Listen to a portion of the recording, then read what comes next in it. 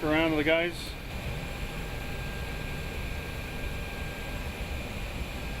Little on-camera zoom there. Let me see your buckles coming off.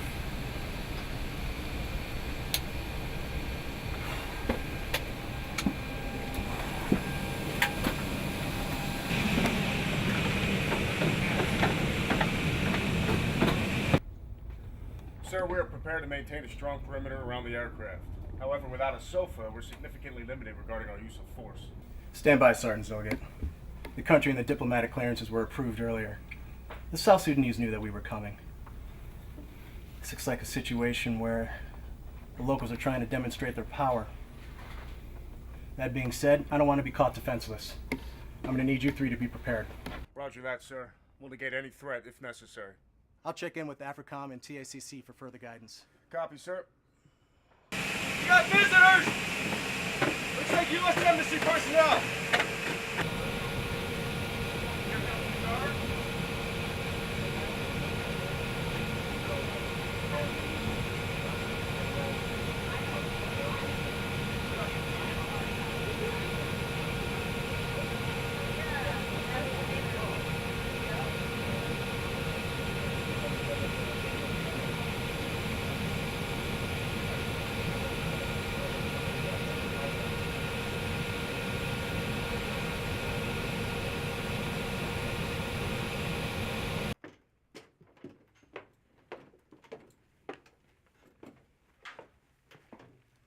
Good afternoon, everyone.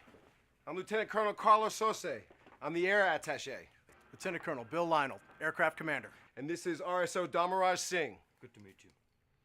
So we're trying to resolve the matter, but we're going to need you to sit tight for a while. What seems to be the issue? Well, even though your arrival was coordinated at a federal level, it seems our local hosts view your presence here as a threat because they know that Rwandan soldiers are on board. I understand. So hold tight, and we'll keep you posted. Copy. That's correct. The defense attaché is looking to resolve it, sir. Roger that, sir. Out. Let me guess. We are on standby. Exactly. Apparently nothing moves fast in Sudan. TACC wants us to sit tight as they try to coordinate a course of action with the attaché. We've got MREs and water, and the APU is running to keep us cool. But sir, what about them? What about them? Colonel, are we in danger? Well, I don't think their intent is to harm us, if that's what you're asking them. Well, then why are they pointing their guns at us? Even though I don't necessarily agree, let's look at it from their perspective. Perspective? We're here to help them, and they're holding us at gunpoint. If you don't mind me asking, ma'am, where are you from? I'm from New York, but just call me Emma. Will do. Emma. How do you think most New Yorkers would feel if the South Sudanese military landed a plane at LaGuardia and disembarked with 20 armed soldiers? Point taken.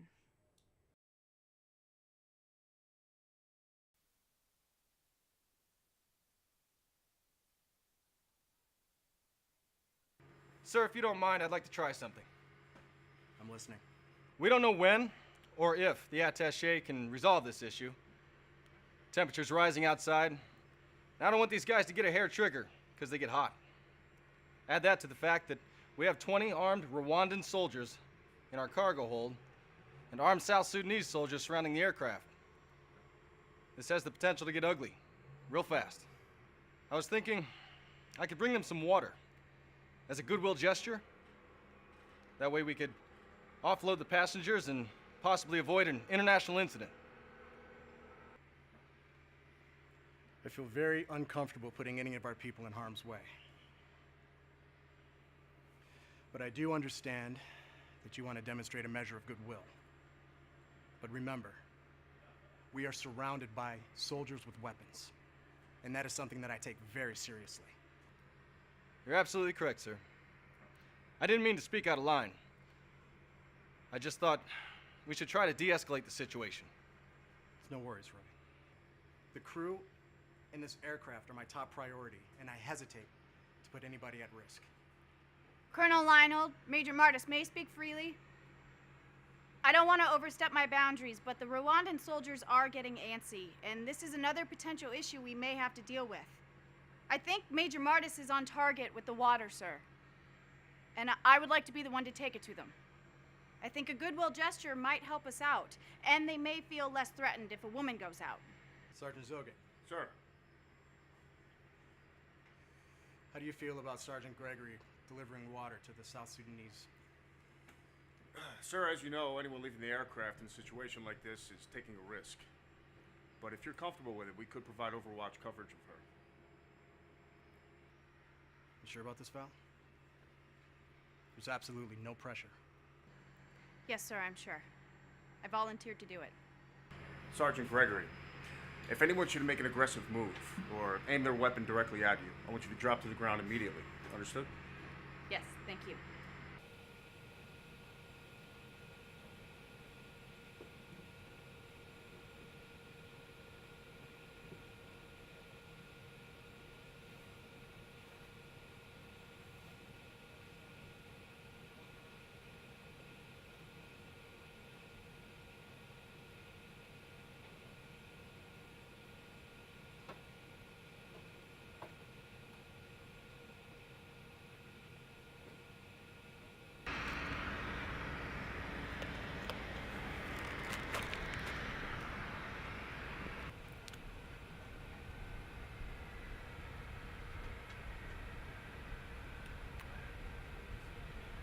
You like Ego? Yes, sir, I like it very much. Welcome to Ego. Please, bring your people off the plane.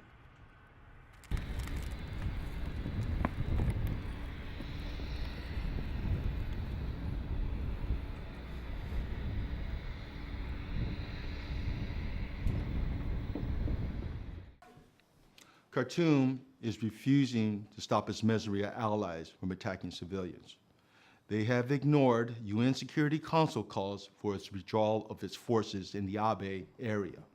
Well, that's not good. Not at all.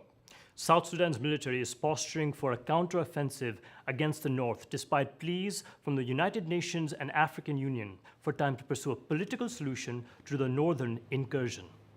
Renewed fighting could reignite to a widespread war and worsen the escalating humanitarian crisis.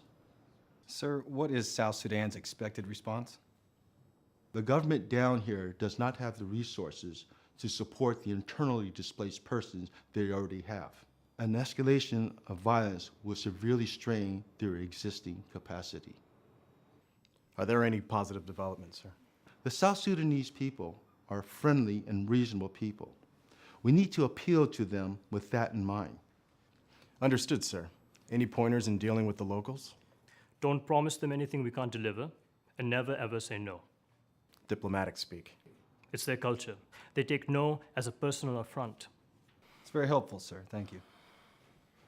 I think it would be beneficial for you to know a little about the Sudanese view of time. Time? In what regard, sir? I think they'd be better served hearing this from Dut. Come on in, Dut. This is Dut Bona. Pleased to meet you. How do you do? I'm well, thank you. Welcome to South Sudan. Oh, thanks. Have you eaten? Yes, we have. Are you married? Yes, Do you have any children? I have one. Is this what we can expect from a typical Sudanese greeting? Oh, yes. In Sudan, we value relationships more than punctuality. Everything is fluid here. Time is relative, and any mention of a time frame should not be taken as a gospel. As Americans, we're always in a hurry to accomplish our mission, but the objective here is to build relationships.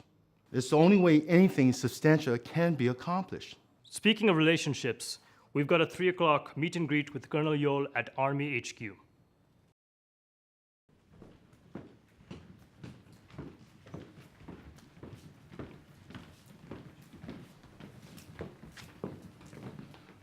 Colonel John Beardsley from the U.S. Embassy to see Colonel Yo for our 3 o'clock appointment. Yes, he is expecting you. Please, have a seat.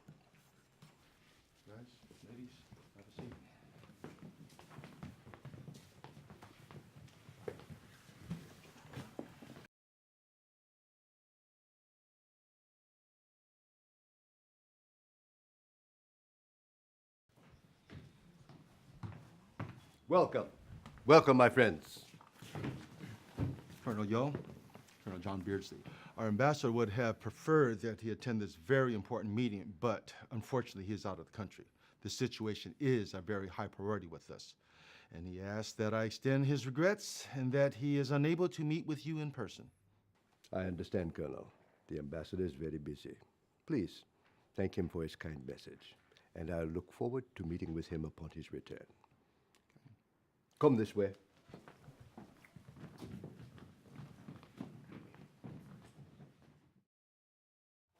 Please, be seated.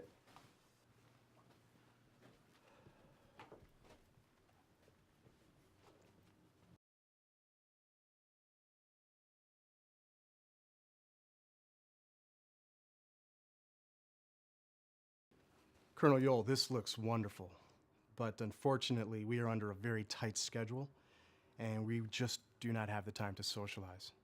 I apologize for the inconvenience, but we would much rather just get down to business, if that's okay. Perhaps a refreshing beverage. It is warm outside. Thank you, sir, but I think we're okay. Sir, we'd appreciate it if we could just talk about the mission right now.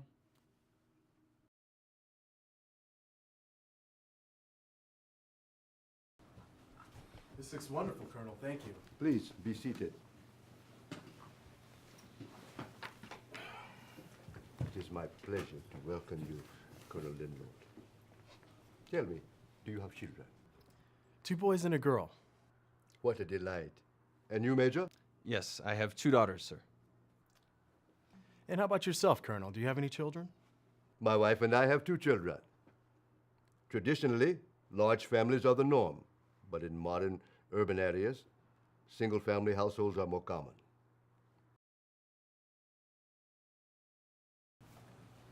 Tea?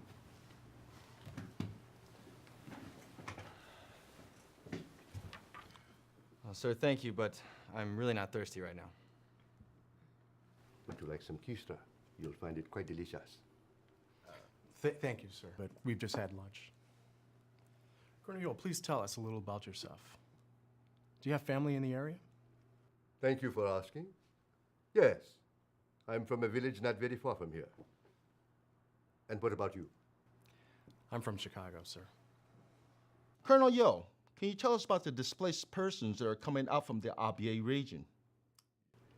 My eldest son, Edward, is a captain in the Air Force of South Sudan. You must be very proud, sir. You should try the kishra. It is quite delicious. Tell me about your home village, sir. You still have family there? Indeed, most of my relatives still live there. It's quite delicious.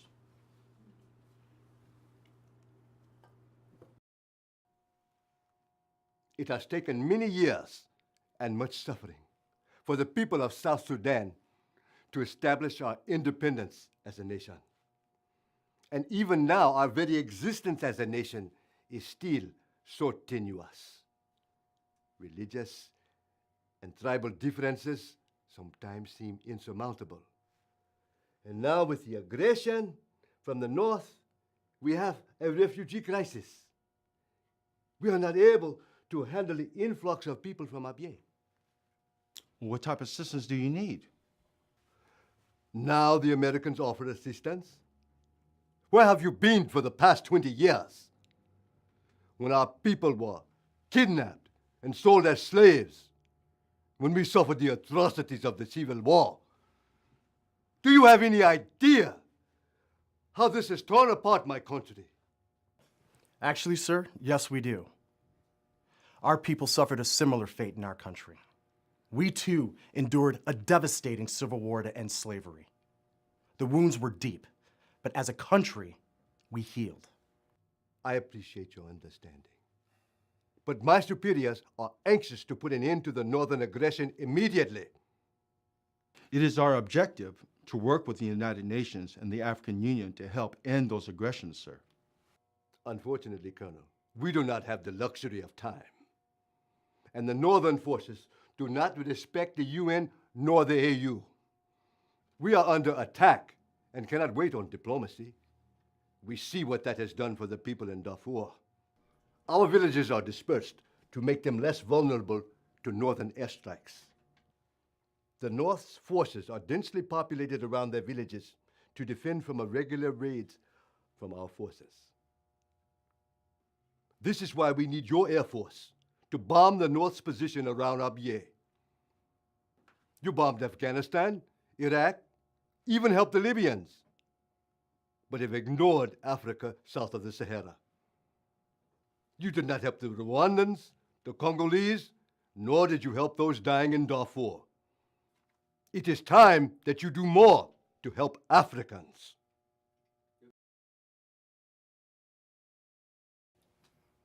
That's not possible, sir. What do you mean, not possible? You are the most powerful military in the world. Sir, we cannot directly involve ourselves in your regional conflict without a presidential directive or a UN Security Council resolution. We are here strictly in a support capacity. You said you are here to help, that you were not going to stand by while our nation was torn apart.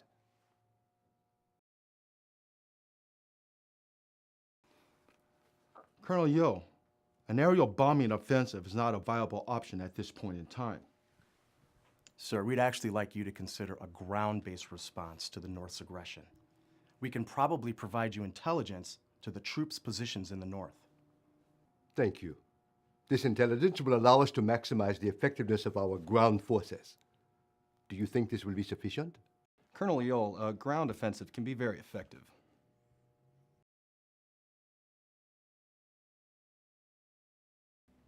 We understand your concern about the North's position, sir. However, that's not a decision anyone in this room can make. So you are denying our request? Sir, you are talking about a national security policy issue. An issue of that magnitude can only be discussed by the President of the United States or Congress. We just don't have the authority to address that type of request. Colonel Yo, we will relay your request to our ambassador upon his return. I hope you understand. Please let me know as soon as you have an answer to our request. Absolutely. As you know, these things take time. So we should concentrate on the matters we do have the authority to address right now. Let's talk about those displaced personnel.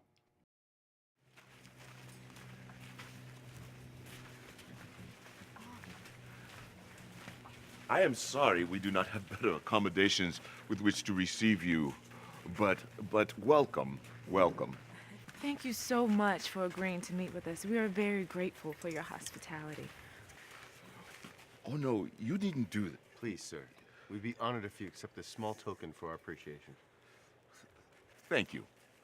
Please, come, sit. Sit.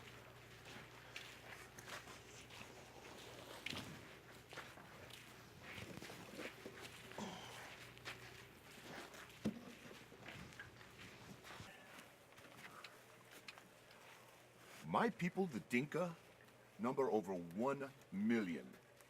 We are the largest black African and second largest ethnic group in all of Sudan. We understand that the Dinka have suffered greatly and have been forced out of their ancestral home. For centuries, we have welcomed the Mizuriya, Arab nomads from the north, to the Abyei to graze their herds. But now they seek to displace us, to change the political balance. They favor the north while we favor the south. We try to live in peace with our neighbors and share the blessings of the earth. But because of our culture and the darkness of our skin and the texture of our hair, we are persecuted by our own neighbors. So you're saying that the physical and religious differences are the only reason for the conflict? Oh no. The Abyei is a fertile region, rich in natural resources, attracting the interest of those from near and far, including China, who seek our oil and other commodities. China replaced the U.S. as Sudan's primary trading partner, following U.S.-imposed economic sanctions on Sudan in 1996. In fact, PetroChina has taken the lead in developing Sudan's petroleum industry, holding 40% of shares in its Greater Nile Petroleum Corporation. There's much turmoil in the Abyei, but we are hopeful for a better future for our people. While we cannot personally affect the political and cultural conflict that you face, we'll do what we can to help reduce the suffering of your people. For this, we are thankful.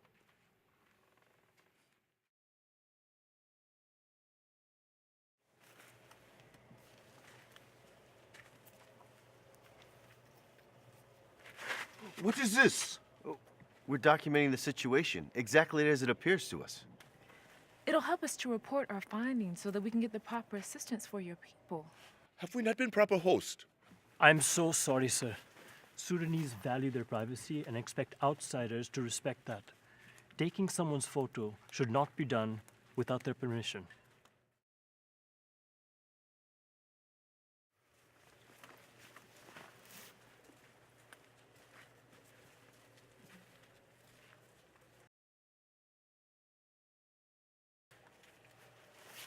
What are you doing?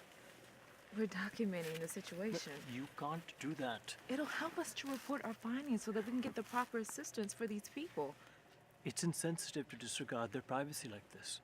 We're here to help them. They invited us here. How is this invading their privacy? The Sudanese consider photographs to be a private matter, never to be taken without permission.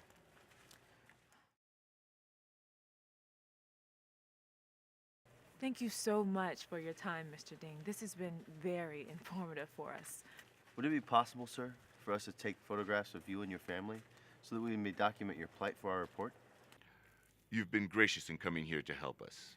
If it will help my people get the assistance that they need, then please, feel free to document as you see fit.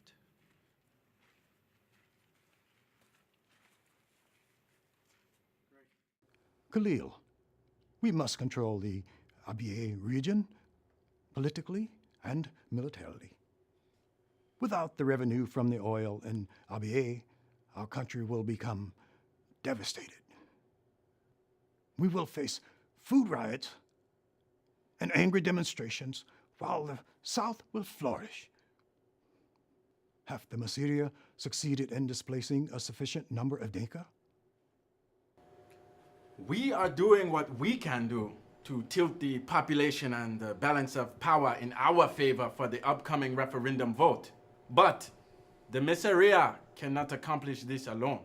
Is the Air Force prepared to drive these squatters out? Sir, with the increased presence of UN and AU peacekeepers, we may risk upsetting sleeping giants if we escalate bombings in Abyei. I think you overestimate the resolve of the UN and their American masters. Since Afghanistan and Iraq, the Americans are tired of war.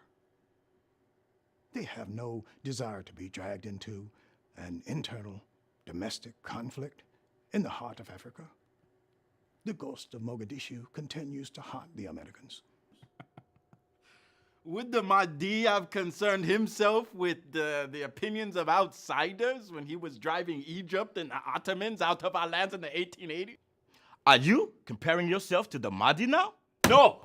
I am simply saying this is not the time for unnecessary deference to our enemies, the Dinka. Save your animosity for the adversary, not each other. We must also stop these so-called humanitarian groups. They are a tool of foreign forces of arrogance, meant to undermine and dominate us by supplying our enemies with weapons and food. This area is home to people of many faiths, cultures, and ethnicities. Sir, have you been able to maintain peace here? Despite the conflicts that plague other areas like Darfur? We try to live in peace, but it is not always possible. Our enemies perceive our inaction as weakness, and so they continue their brutal attacks. We must and will put an end to this. Sometimes, even for great warriors, inaction shows greater resolve than brutality. We must retaliate for the violence we have suffered. There is no other way. But we must find a way to end that cycle of violence so that a lasting peace can be achieved. When I was a small boy, I was kidnapped, taken to a far village, I was given a gun and turned into a soldier, a child soldier. I was forced to kill many innocent people, as were many of these men. Though, unlike us, many did not survive to adulthood. It is truly tragic that children are subjected to the violence of war. It is impossible for me to convey to you the extent of how our enemy has destroyed our everyday life. During our most recent wars in Sudan, millions were killed and displaced. Many children whose parents had died or separated were forced to wander, to flee. Known as the Lost Boys of Sudan, they walked thousands of miles to escape slavery and death. Thousands had died. Some had survived in refugee camps in Kenya, while others found refuge in faraway places. We have to avenge what has happened to us, to our children. We must destroy our enemy's ability to do it again. Despite the issues faced by your people, there's always hope if you look towards the future. What future? Those children are lost forever. Not necessarily, sir. My parish church back in the United States adopted several of the lost boys and helped adapt them to life in America. How would it help our country to have its children, its future, exiled to far-off lands? Each one of those boys is now a young man, learning vocations and professions. Most of them have every intention of returning to Sudan with those valuable skills to help rebuild their home country.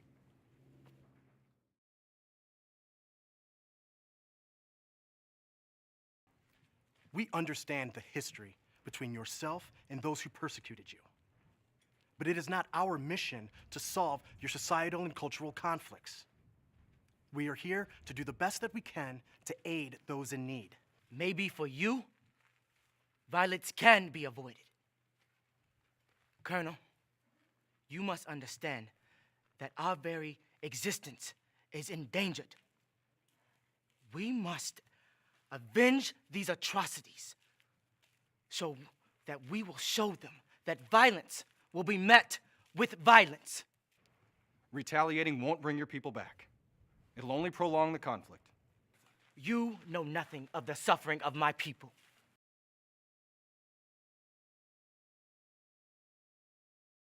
Sir, I must warn you that any offensive action taken on your part will be considered aggression in the eyes of the UN and the AU peacekeepers.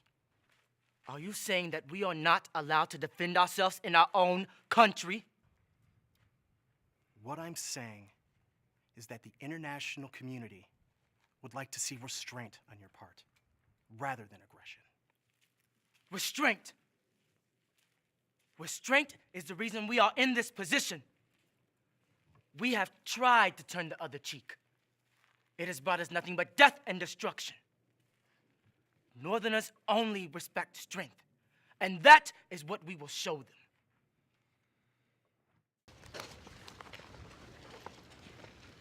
I'm so glad you could be here with us. Colonel Lionel told me that you received medical training in the Air Force. Yes, I was a medical technician for the first 6 years of my career. That could come in very helpful here.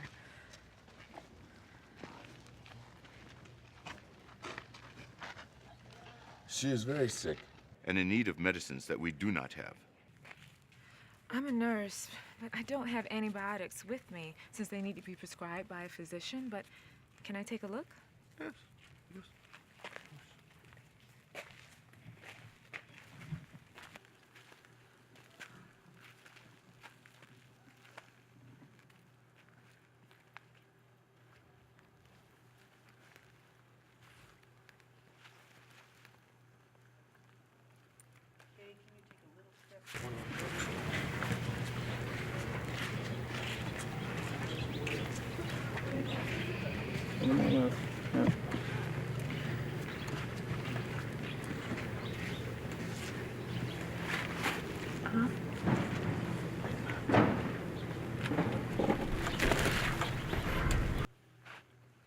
She has a high fever and a rapid pulse. She's being pursued by many prospective husbands. Her father is upset as he believes this illness will affect his negotiations for the bride's price. These potential husbands are making offers to her father to marry the girl? Yes, marriage is arranged by the girl's family. They seek the highest bride's wealth, or ma, from prospective grooms, as this will compensate the family for the loss of the girl's labor. How old is she? She is 13 years old. As this girl's father is negotiating the mahr, she is being prepared for marriage by the mother and the aunt. What does that mean, to be prepared for marriage? It means she is undergoing female circumcision, which is widely practiced in Sudan. It is regarded as a rite of passage into adulthood and considered necessary for a young woman to be an attractive candidate for marriage, as it promotes premarital chastity. It appears she may have gotten an infection from the procedure. She's going to need medical care and antibiotics right away. There's a local contingent of medical personnel from Doctors Without Borders nearby. I'll contact them and request they send a doctor to the camp. Her family will thank you for your concern and care. Another young woman from a related clan is about to be prepared for marriage. Her family is requesting that you observe the procedure so she too does not become infected. They want us to witness the mutilation of a young girl? It is the culture of her clan. It's barbaric, and we cannot and we will not take part in any way. I'm a father of a 12-year-old daughter, and I'm not going to stand here while someone tortures some child. We only ask for your assistance for the well-being of the girl. This is our concern too, which is why we should prevent this atrocity instead of contributing to it. I understand that this is distasteful to you. It is equally so to us, but we must try to respect the cultures and traditions of others. I think we should go now. Thank you, Manute.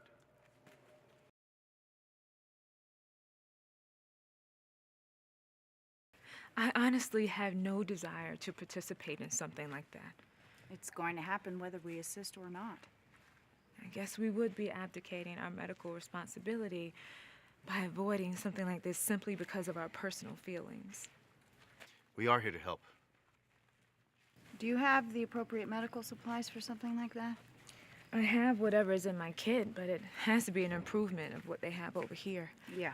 In spite of my personal misgivings, I will agree to provide medical support, only so that it will prevent further harm to the girl. That would be very kind of you. Though this procedure is not a part of our culture, it is very important in their clan's culture. I'm sorry, Manute, but we really aren't able to take part in that. I understand that this procedure is displeasing to you. It is also distasteful in our culture, but I assure you, their concern is only for the welfare of the girl. Manute, please tell the family that we appreciate their concern. However, we are not trained or prepared to conduct a procedure like this. There are many displaced people whose needs we must attend to. I hope the family understands. I know that you have many obligations. We are all very grateful for your assistance on our behalf. We will ensure that a physician from Doctors Without Borders checks in on their daughter. In the meantime, we'll assist others in the area who need medical care. Welcome, my friends. Colonel, how are you today? I'm fine, and you? I am well, thank you for asking. Lieutenant Colonel Lionel, how's your family, your children? They're doing well, sir. And how is yours? They are well. I just finished having a meal with them. I'm glad to hear that, sir. Major, how are your beautiful daughters? They're doing swell, sir. Thank you. Lieutenant Colonel Lionel, is Sergeant Gregory joining us today?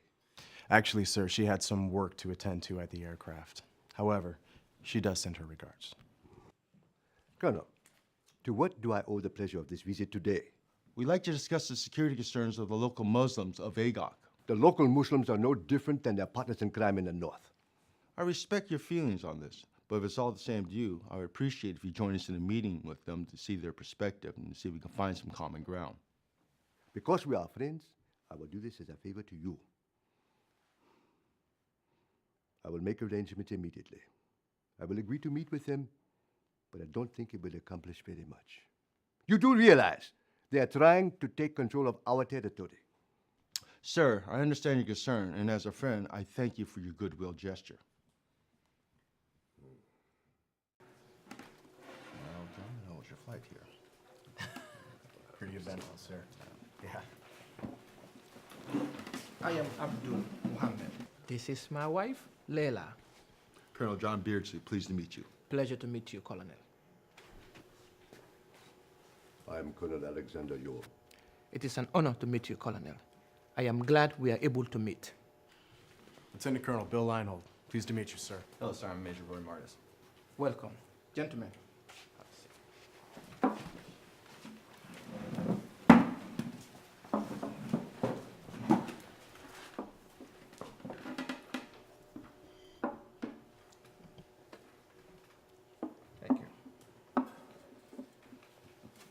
Well, I'd like to thank you all for meeting us today and trying to figure out this situation on the ground. I am glad to be here. We do not want any more war. We only want to live in peace with our neighbors. As you may know, Islam means submission to the will of God and the acceptance of His wisdom. It is more than just a religion to us. It is our way of life. All three major faiths trace their lineage back to Abraham, known as Ibrahim in Islam, is that right? Yes, it is. We are of different faith, but we share much in common. It is the Muslims of the north who attack the people of the south in order to take our resources and control our lives. This is why we voted to secede from the north in 2011. Please do not confuse the action of the northern government or the Miseria and the Janjaweed allies with the intentions of all Muslims. We are strongly opposed to such barbarism and consider it contrary to Islamic belief. If you are opposed to it, why do you not stop it? We are hopeless to oppose them other than words. You need more than words.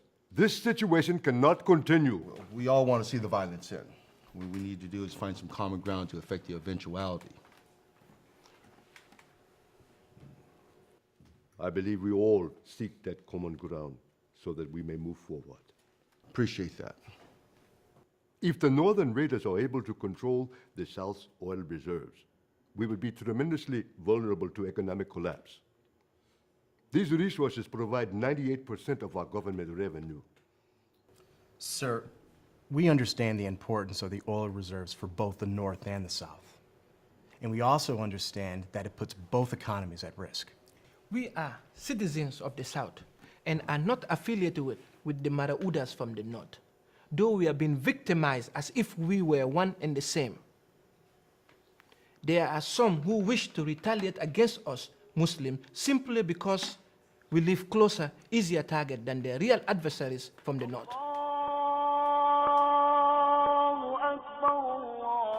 Gentlemen, excuse me. I must attend to the prayer at this time. Thank you. Completely understand.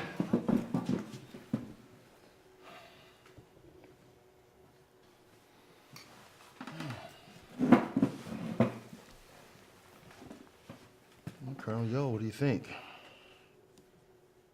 To be honest, I don't know what to think. How so, sir? I have heard that Muslims sometimes lie to non-Muslims to save face. Do you think Abdul was lying to us? Actually, he sounded sincere. Well, obviously there's differences between people of even the same faith. I am Catholic, and I believe the teachings of my church. Yet there are some Christians who do not believe that these teachings were passed down from the apostles. Sir, I'm Catholic too, And I know there's always room for misunderstandings, even among friends. Major, I understand the tenets of our faith, but I sometimes find it hard to live them out in the face of the tremendous hostility from our opposition. Perhaps, as my priest tells me, I should try harder. I hear the same thing from my priest and my wife.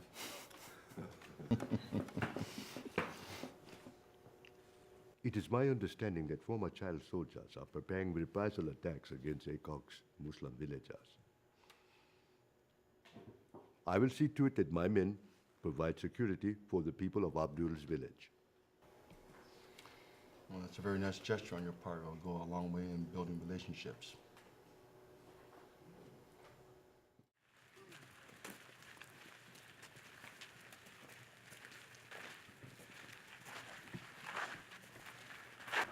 I want to thank you all for your efforts to help my people and all of the people of South Sudan. Ours will only be a great nation if we can put aside our differences and concentrate on our shared humanity. Though our cultures and religious practices differ, it is best that we all must learn to put aside the things that have traditionally led to conflict.